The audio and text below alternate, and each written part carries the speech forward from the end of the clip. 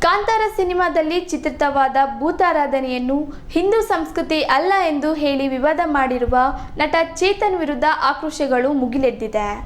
ಈ ಹಿನ್ನೆಲೆಯಲ್ಲಿ ನಟ ಚೇತನ್ ವಿರುದ್ಧ ಪಂಜುರ್ಲಿ ದೈವಕ್ಕೆ ದೂರು ದಾಖಲಾಗಿದೆ.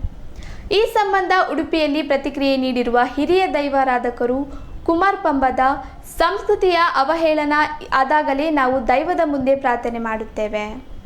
ನಾವು ಸೇವೆ ಕೊಡುವ ದೈವಗಳ ಮುಂದೆಯೇ ನಾವು ಪ್ರಾರ್ಥನೆ ಮಾಡುತ್ತೇವೆ.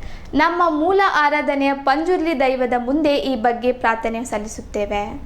ನಟರಿಗೆ ನಟನೆ ಮಾಡಲು ಗೊತ್ತಿರಬಹುದು. ನಾವು ದೈವಾರಾಧಕರು, ನಮಗೆ ನಟಿಸಲು ಗೊತ್ತಿಲ್ಲ. ನಾವು ತಲೆತಲಾಂತರಗಳಿಂದ ಸತ್ಯವನ್ನು ಪಾಲನೆ ಮಾಡಿಕೊಂಡು ಬಂದವರು. ಭೂತಾರಾಧನೆಗೆ ಇಂತಷ್ಟು ವರ್ಷದ ಹಿನ್ನೆಲೆ ಎಂಬ ದಾಖಲೆ ನಮ್ಮಲ್ಲಿ ಇಲ್ಲ.